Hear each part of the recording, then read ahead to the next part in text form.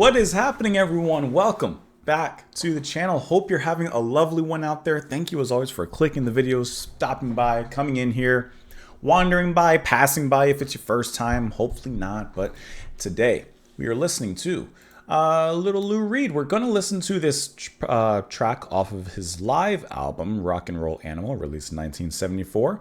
And that's going to be the track Rock and Roll. We're listening to this track because it was the favorite song, I got your name right here, of Coreball61. So Coreball, thank you so much for the suggestion. Thank you for sharing your favorite track with us.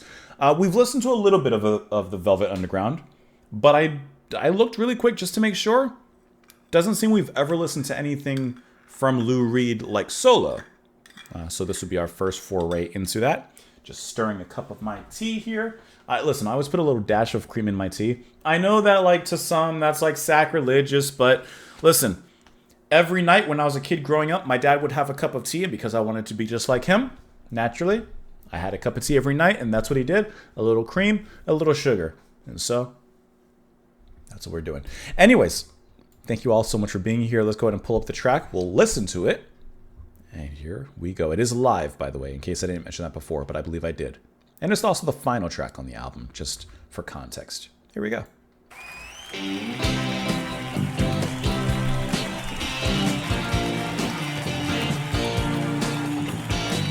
That lead guitar is like a saw, while the rhythm provides that melody.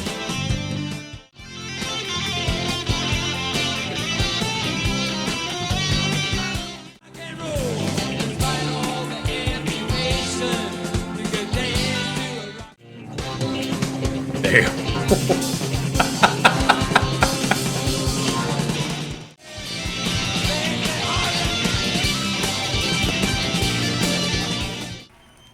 Okay, especially with this being the closer to this live album, it's dirty. This is a hot track. This is hot cross buns. This is just straight out the oven. Oops, you forgot to grab your oven mitts and you burned your hand kind of hot grabbing the plate or whatever. The guitar work is absolutely incredible. Guitar is going to be played by Steve Hunter and Dick Wagner. And while I can't tell you who's playing lead all the time or who's playing rhythm, or I would assume that they kind of switch back and forth, but I don't know. I can't see them. But I love their duality. Like I mentioned while the track was going, one of them is handling that hot, sizzling, searing kind of lead that just cuts through the butter of it all. And then the other one playing a funky rhythm guitar. I can't do the sound, but you know what I'm getting at. And while I would assume that they both switching back and forth, it could be one takes lead the whole time and vice versa. But I just really enjoyed that dynamic because it brought a heaviness, a rock and roll to the music, of course, but also that rhythm guitar kind of gave it a little bit of a funky, more melodic touch to kind of keep everything, you know, a little light on the back end, which I really liked. The drumming from Pensy Whitey Glenn. The drumming was good throughout, no doubt about it. But when that break happened and that reset, I love when a band does a reset. They stop the song and they start with one simple element, in this case that rhythm guitar, and then it just builds up and the band comes back in one by one from there. So, of course, you know, that break, the guitar, the rhythm guitar, funking it up. And then I told you, it happens every time. The bass comes in after. That's by Prakash John. The lovely, lovely bass, just such a perfect combination in there. And then eventually the drum start, right? Drum start, a hi-hat, a snare, then the patterns kind of change around it. But that final lead-in with the drums into the finale of the song, that's just, that was good. That was such a good drum fill because in a section like that, when you're listening to really, you know, any sort of genre that has that kind of build-up, you're waiting for that climax. You're waiting for that explosion. And the band kind of plays with you a little bit, and they kind of give you these moments where you may think, oh, here it comes. The next one around the bend is going to be that finale. And they hold off a little bit. They say, whoa, whoa, whoa, whoa, whoa. Hold your horses. Keep them in the stable. We'll let them out to the races in a moment. And, like, I like how they've done that. But by the time you hear that final drum from Glenn, you know it's coming. I don't know if I'll be able to find it quick, but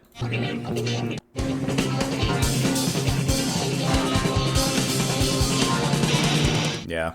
I mean, you hear that, you know it's coming. The upturn with the screechy guitar, coming in, you know what's coming, and it's fantastic. Lou, vocals, wonderful. I like the singing here. It reminds me a little bit of Bowie, which would make a little bit of sense. But like I like his sound. You know, it has that glam style, but it has a way of putting it through that. Yeah, it works very well in a rock setting, but it's also very interesting. Like there's a smoothness, there's an eccentricity, but also a structure to the way he sings. I just like his voice in here. But yeah, I couldn't help but pay attention mostly to the guitars and the drums especially, but really, really well done the whole way around. Now, while we listen to the live track here, because I have the Wikipedia and the lyrics open, this song is originally from their album Loaded, from the Velvet Underground. But of course, as it says, Lou Reed continued to incorporate this song to his live performances later as a solo artist. It says the song recounts the advent of rock and roll music, telling the story of a girl named Jenny whose life was saved by rock and roll. Now, I didn't even look at the lyrics yet, but Lou Reed says in one of the box sets, rock and roll is about me. If I hadn't heard rock and roll on the radio, I would have no idea there was life on this planet, which would have been devastating. To think that everything, everywhere was like it was where I read that sentence wrong. Everywhere was like it was where I come from. That would have been profoundly discouraging. Movies didn't do it for me. TV didn't do it for me. It was the radio that did it for me. And I know that for a lot of us, music is that thing that we connect to on a strong level. Not just, oh yeah, that's a cool song, but like on a stronger level. Looking at the lyrics here.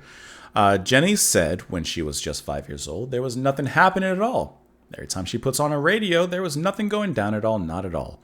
Then one fine morning, she puts on a New York station. You know she don't believe what she heard at all. She started shaking to that fine, fine music. You know her life was saved by rock and roll.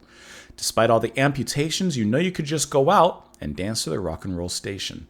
It was all right. Hey, baby, you know it was all right. So we already got the definition or the background story of the song there.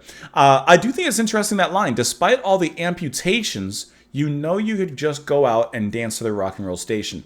I view that in two ways. Rock and roll is for everybody, in the sense of, I guess literally, sure, but I don't think we're taking this literally. Like, you don't need limbs or, there's a word I'm thinking of. You don't need coordination. I'm thinking of, like, it's okay if you have two left feet. Go out and rock. Like, you know, you don't have to worry about all that. Whereas perhaps with something a little bit more dancey or whatever, you got to like dance. You got to, you know, no, just go out and rock. But also I think of it like, he says, you know, you could just go out and dance to the rock and roll station. Perhaps the amputations were music, bands, radio stations that were, in a sense, cut off and unable to play rock music or certain things. Like, that's how I'm kind of viewing it. Maybe. I could be, of course, off, but maybe. Jenny said when she was just about 5 years old, you know my parents going to be the death of us all. 2 TV sets and 2 Cadillac cars? Well, you know, it ain't going to help me at all. No, just a tiny bit. Then one fine morning, she turns on the New York station, can't believe what she hears at all. There you go. She starts dancing. Yeah, so she could have all, you know, her parents could have all the money in the world and buy 2 TV sets and 2 Cadillac cars. But listen, all I need is a little bit of that rock and roll. Thank you so much for sharing your favorite track with me. I appreciate that. The rest of you, let me know your thoughts, of course, in the comments down below. Follow me over on Twitter. Support the channel on Patreon if you so wish. Appreciate you. Come back tomorrow, and I will see you. Also, I forgot to mention this at the beginning.